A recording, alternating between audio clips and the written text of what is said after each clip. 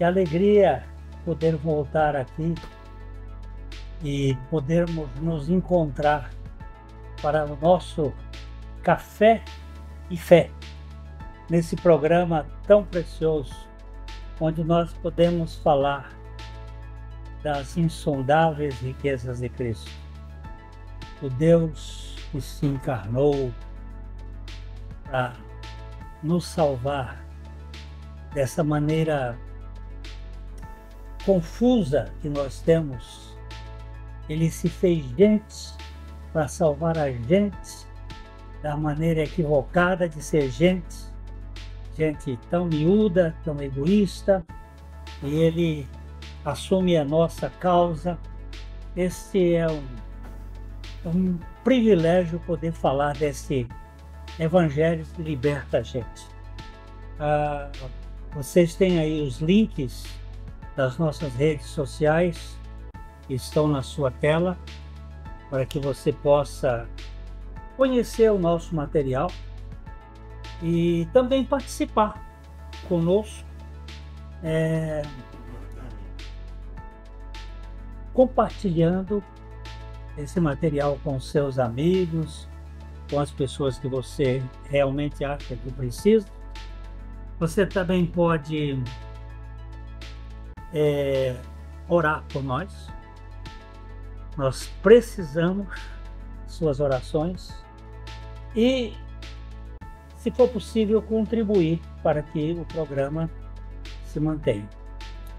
Nós vamos para um pequeno intervalo e já voltamos.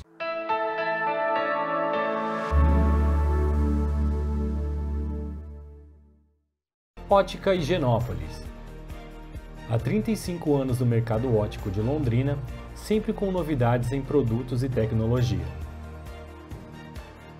Nossa equipe está preparada para dar uma verdadeira consultoria, facilitando a escolha de seus óculos para correção ou proteção solar. Ajuste de óculos personalizados, respeitando o conforto e anatomia do seu rosto. Ótica Higienópolis. Avenida Higienópolis, 346, em Londrina.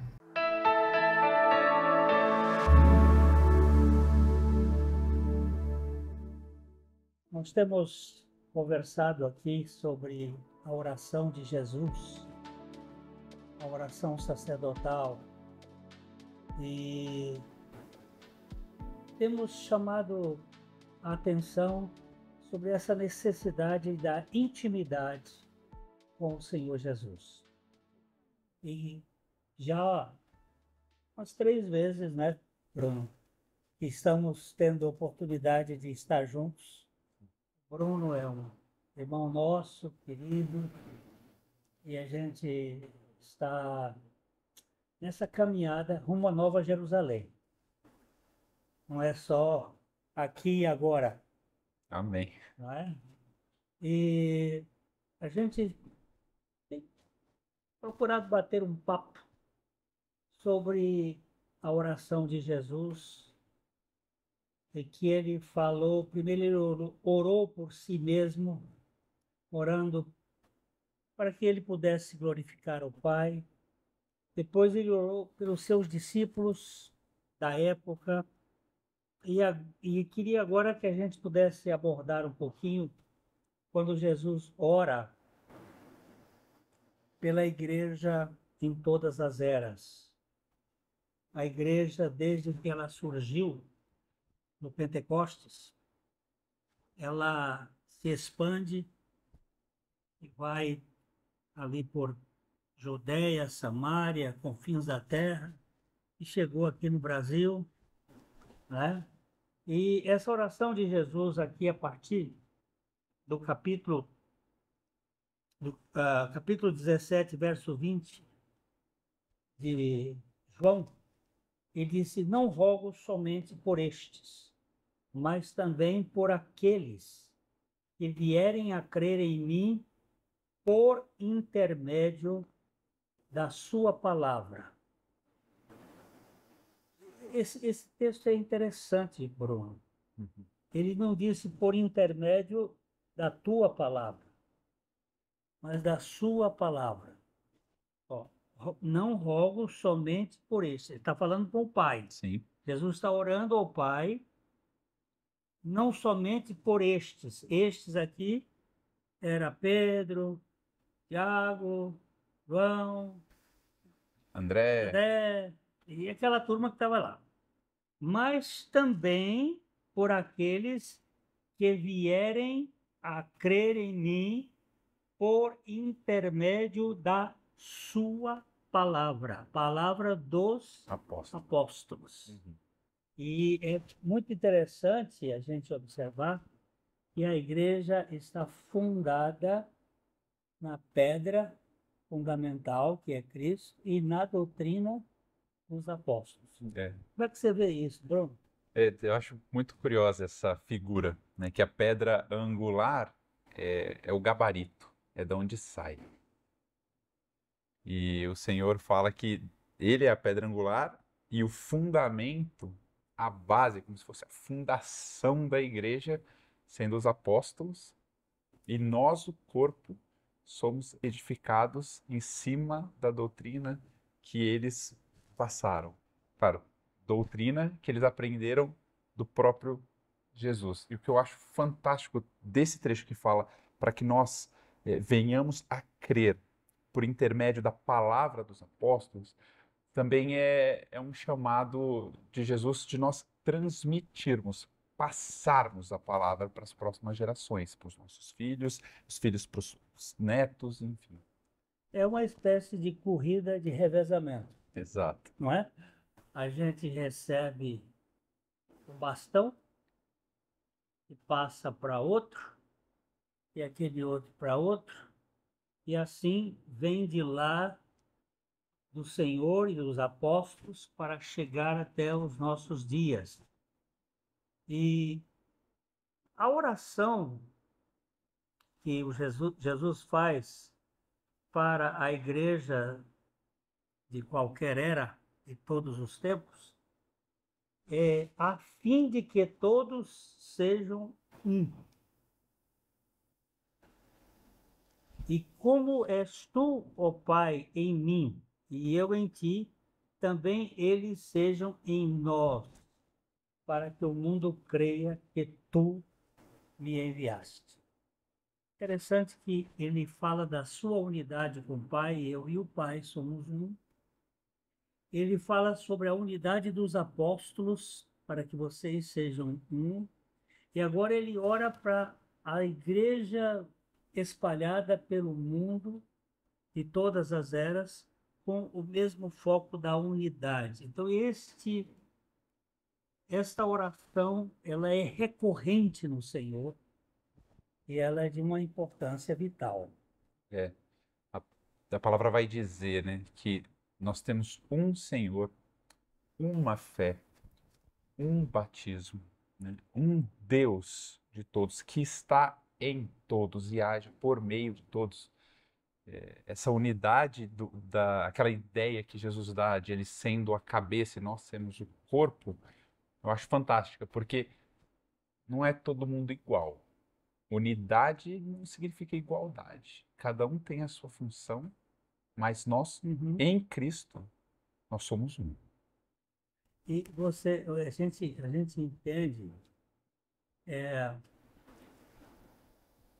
que não é um exército de marchando todos iguais, no mesmo uniforme, não é? É uma família. O projeto de Deus não é de uma uniformidade, é de união.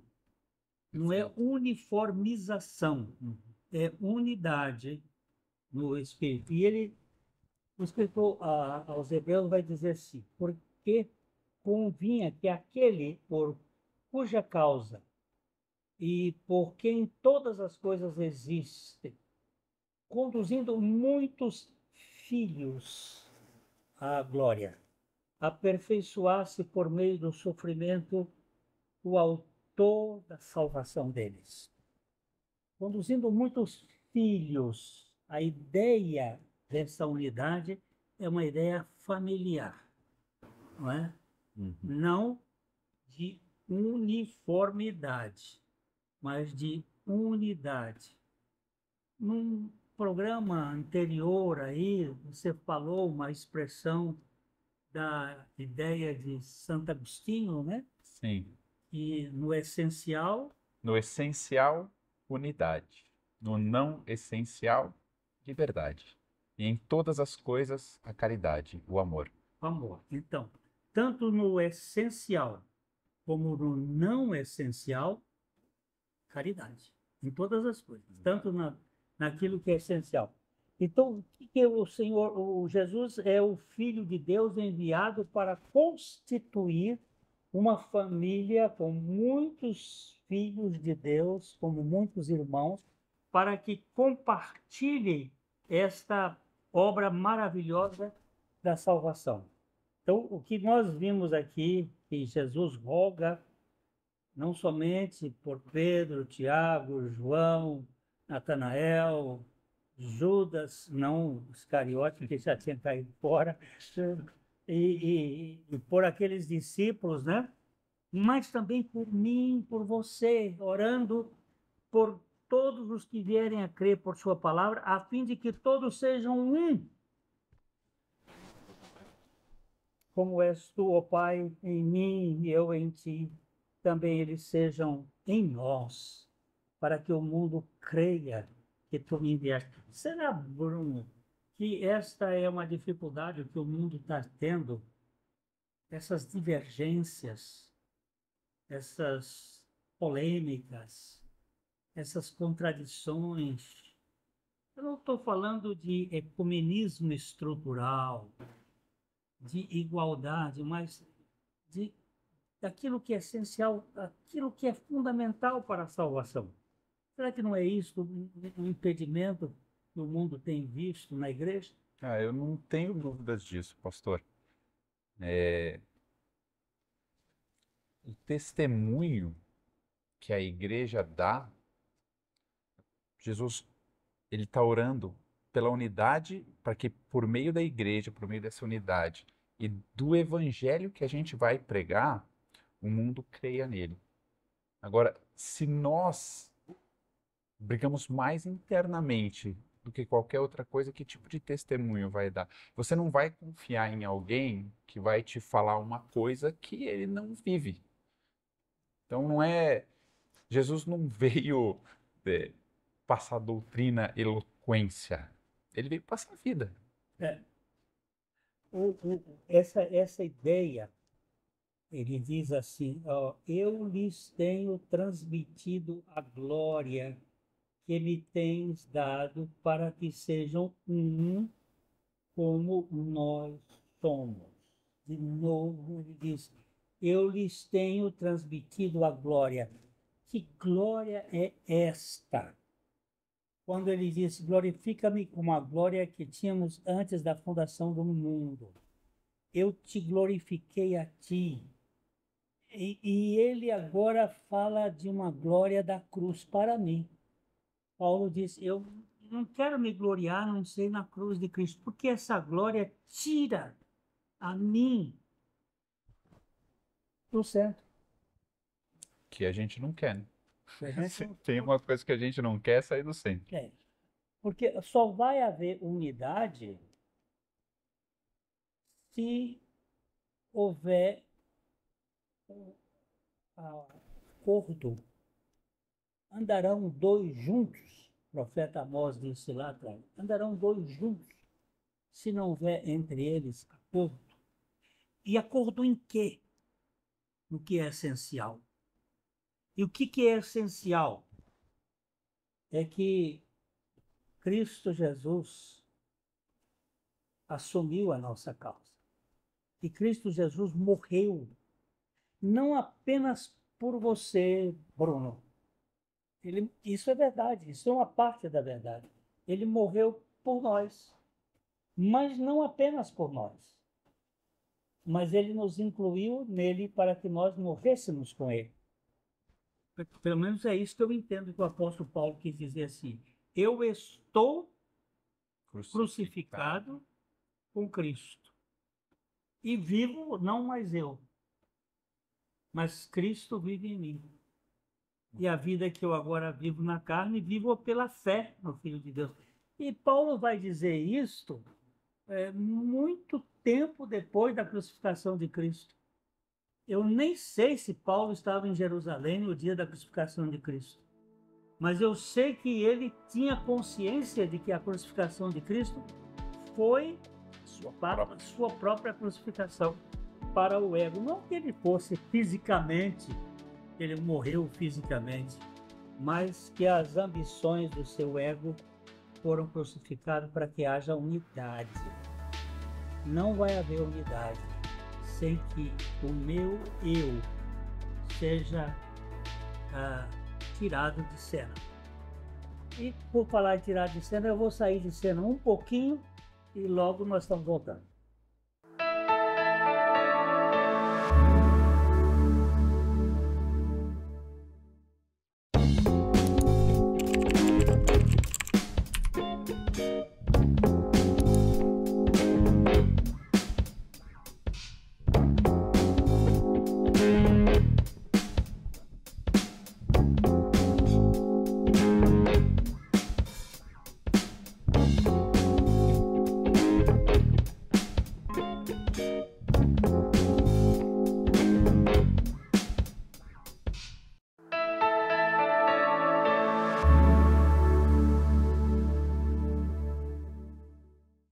Então, qual é a proposta de Jesus para essa unidade?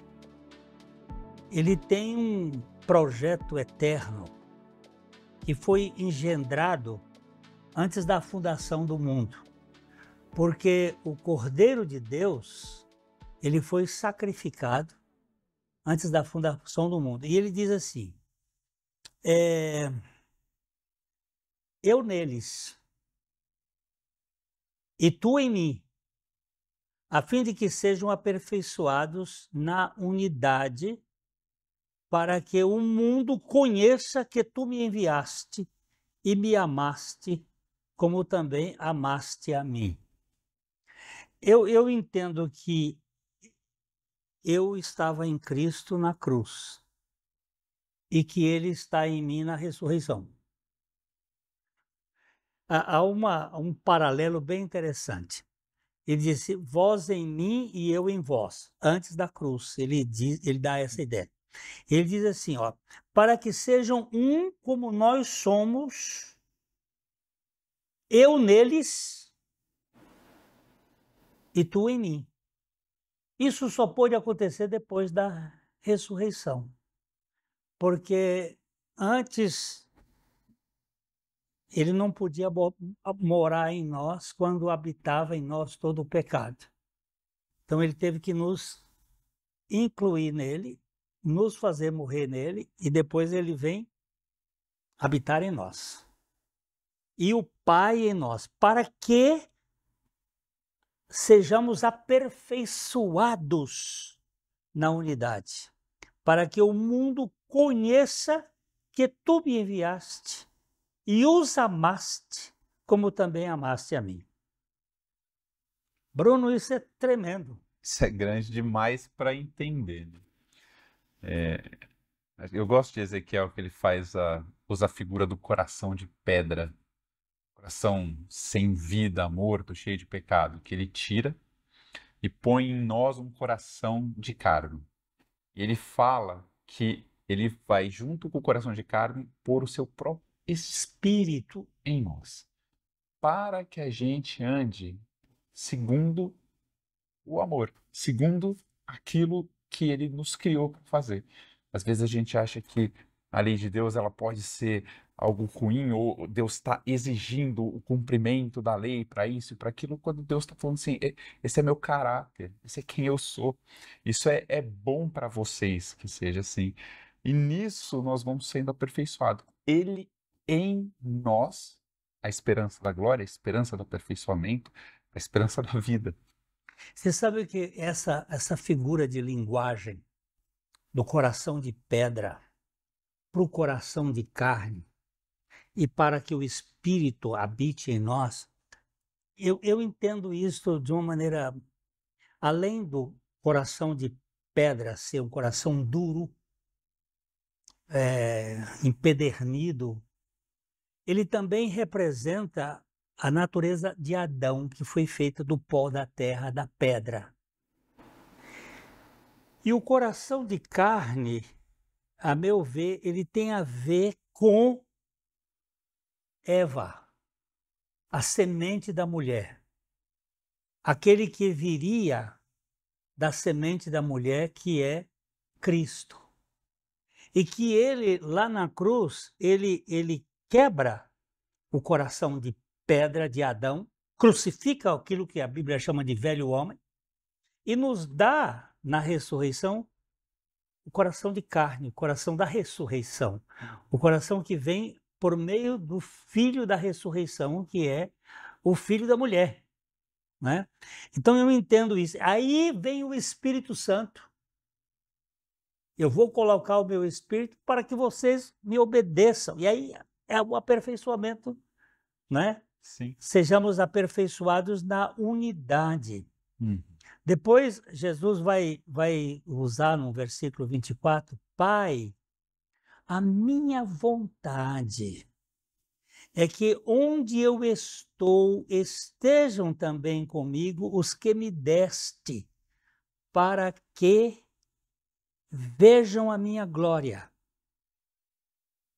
que me conferiste, porque me amaste antes da fundação do mundo. É a glória de Cristo. Eu entendo, Bruno, que isso tem a ver com esses filhos que o Pai lhe deu e que eles foram desconstruídos na cruz e foram reconstruídos no sepulcro vazio. Uma nova raça.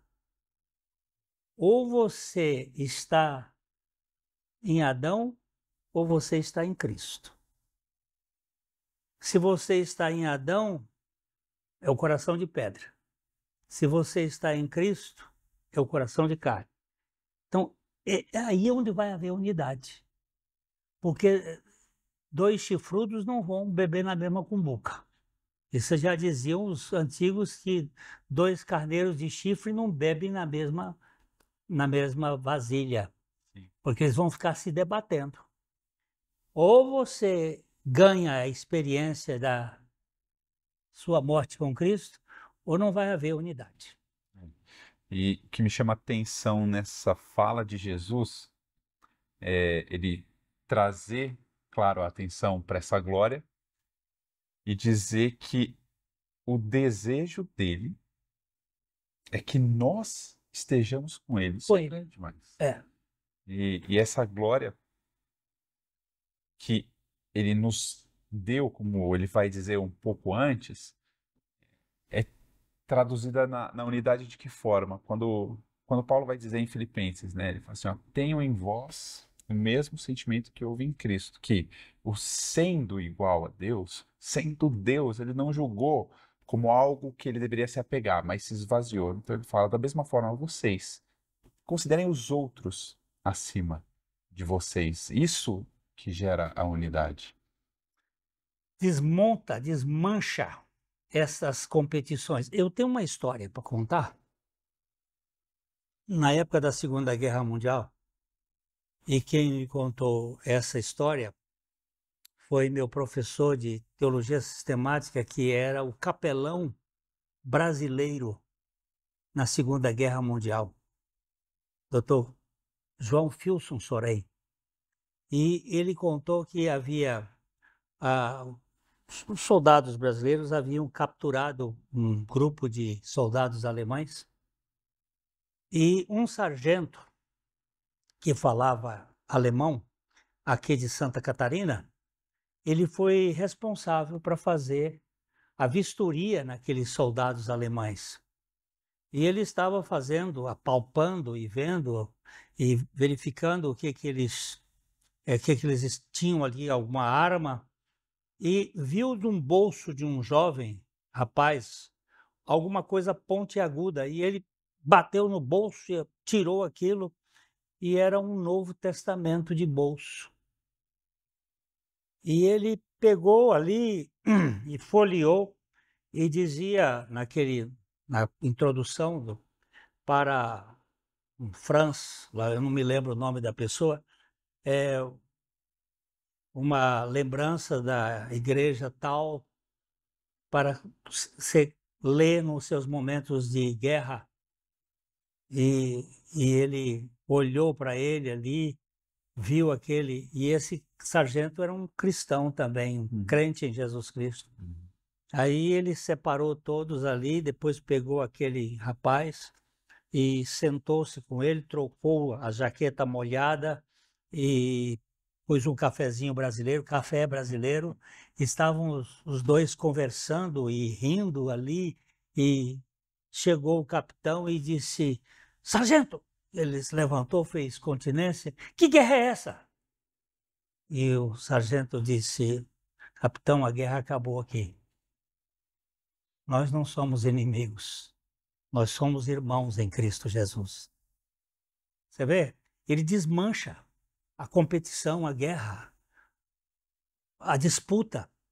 E ele contou isso, e eu, sem dúvida nenhuma, que me emocionou muito, de ver como que o Evangelho faz. Eles antes estavam se guerreando com armas pesadas. Agora, quando veem que a coisa tem uma outra realidade espiritual, que Viram que são um. Somos um. Então, essa é a grande oração de Jesus pela igreja, para que sejam um. Depois, no verso 25, ele diz: Pai justo, o mundo não te conheceu, eu, porém, te conheci. E também estes compreenderam que tu me enviaste. E eu lhes fiz conhecer o teu nome, e ainda o farei conhecer, a fim de que o amor com que me amaste esteja neles, e eu neles esteja. Quando o amor, hein, Bruno? Derramado nos nossos corações, acabou a inimizade dos dois ali na guerra. Não tem guerra que resista. Não tem guerra que resista. É o que vai ficar, né? Jesus fala sobre isso, fala da fé, da esperança. Mas do amor, é isso. É o maior. É o maior. Tá vendo, queridos? O amor. O amor é o pico mais alto. E esse amor é derramado em nossos corações pelo Espírito Santo. Obrigado, Bruno, por ter estado aqui conosco. E ore por nós, ore pelo programa Café e Fé, para que ele possa ser uma bênção na vida e nos lares daqueles que ouvem. Nós queremos deixar aqui aquele nosso abraço sempre carinhoso, de coração para coração, e esperando que você ganhe essa dimensão espiritual, não da igreja X, Y ou Z, mas da vida de Cristo no seu coração. Fica aqui esse abraço e até a próxima, se o Senhor assim permitir, para nós estarmos tomando um cafezinho juntos.